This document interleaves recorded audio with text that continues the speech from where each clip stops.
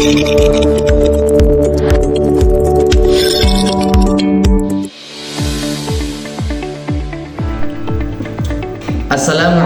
warahmatullahi wabarakatuh. Innal hamdalillahi nahmaduhu wa nasta'inuhu wa nastaghfiruh wa na'udzu billahi min shururi anfusina wa min sayyiati a'malina may yahdihillahu fala mudhillalah wa may yudhlil fala hadiyalah. Asyhadu an la ilaha illallah wa asyhadu anna Muhammadar Rasulullah. Allahumma shalli ala sayyidina Muhammad wa ala ali sayyidina Muhammad, amma ba'du. Faqad Allah Ta'ala fi ayatil karim, a'udzu billahi minasyaitonir rajim. Bismillahirrahmanirrahim. Qala rabbi shrah li sadri wa yassir li amri wahlul 'uqdatam min lisani yafqahu qawli. Al-ayat. Wa qala nabiyuna Muhammad sallallahu alaihi wasallam, innamal a'malu binniyat. Al-hadits.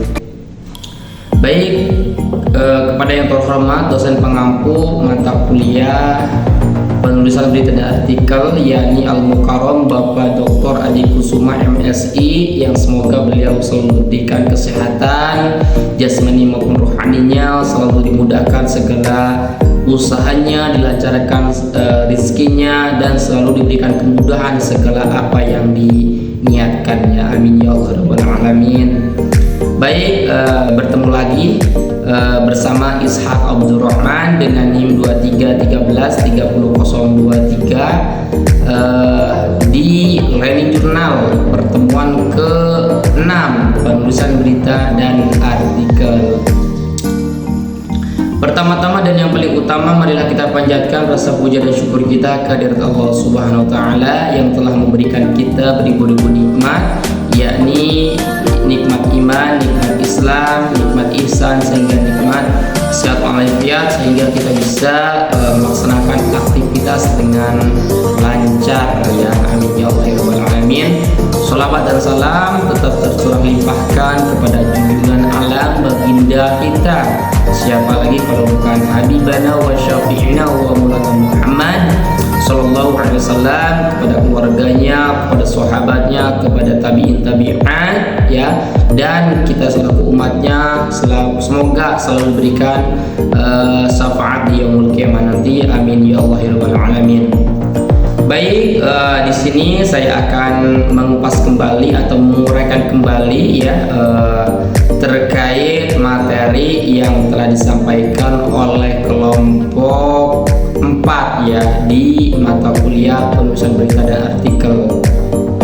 Oke, untuk pertemuan kemarin ya, karena sistem pembelajarannya masih dilaksanakan secara online ya, tidak apa-apa walaupun kita tidak tatap muka, yang penting apa yang disampaikannya kita bisa memahaminya, dan semoga apa yang saya sampaikan ulang kembali terkait materi tersebut semoga paham ya.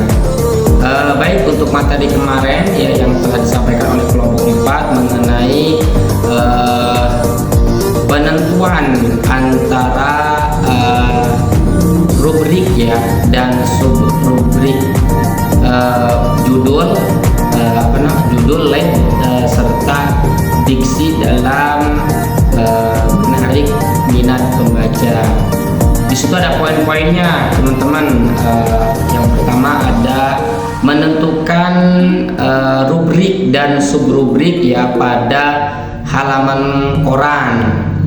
Nah, poin keduanya ada tujuan terusan, selain tujuan juga ada judul berita dan bagaimana cara menentukan judul berita yang baik.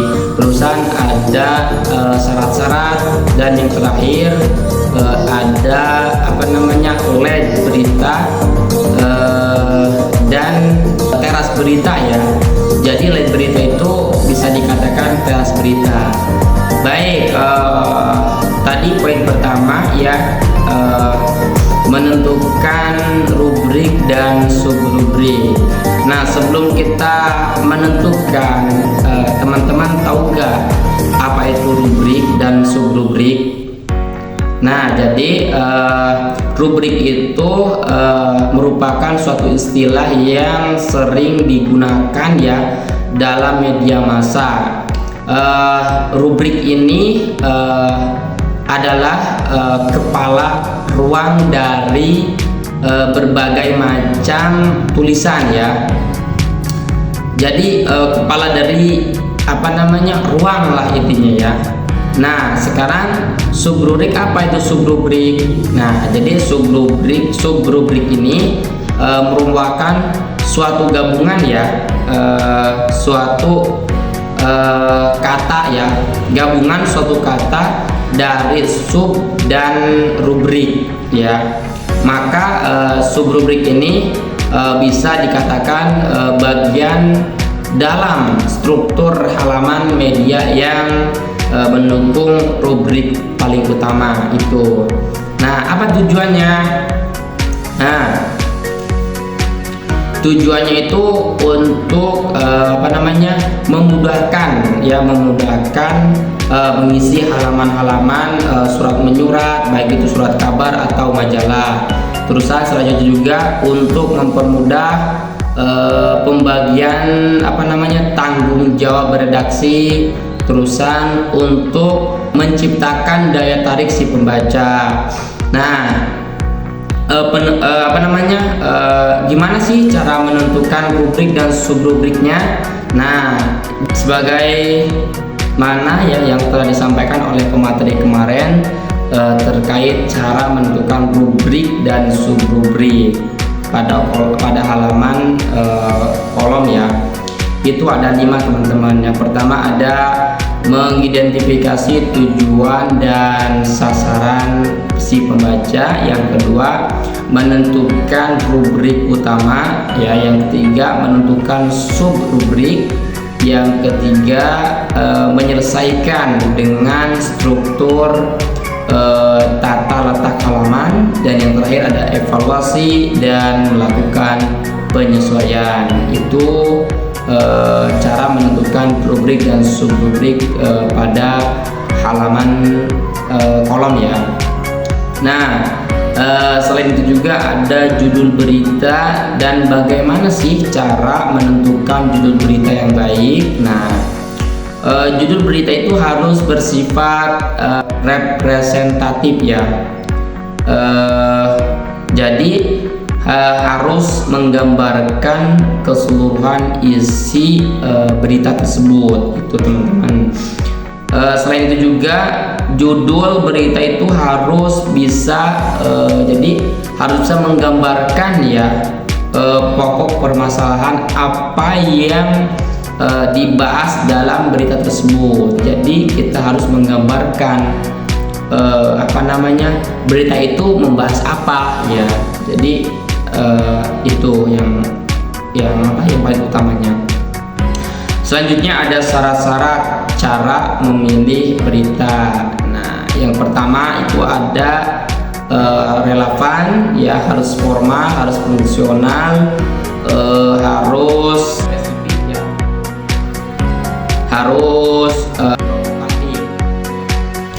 Nah, selain itu juga ada lead ya. Jadi lead berita atau teras berita ini adalah salah satu bagian yang paling penting dalam berita ya, karena pada bagian tersebut itu ada isi pokok berita. Jadi ada pokok paling utamanya ya gitu. Nah, jenis-jenisnya apa? Jenis-jenis berita itu. Nah, kalau nggak salah ya, yang tadi disampaikan oleh pemateri kemarin itu jenis-jenisnya ada banyak, namun salah satunya itu ada lead ringkasan, ada lead bercerita, ada lead kutipan, terusan ada lead bertanya, ada lead deskriptif dan lain-lain sebagainya ya. Mungkin hanya itu yang bisa saya sampaikan, kurang lebihnya mohon maaf ya. Bila ada kurang paham boleh berkomentar di bawah ya. Mungkin hanya itu yang saya sampaikan. Sekali lagi minta maaf ya. Semoga bermanfaat buat kalian. Saya akhiri, wabillahi taufiq wal hidayah. Wassalamualaikum warahmatullahi wabarakatuh. Sampai jumpa di lain jurnal selanjutnya.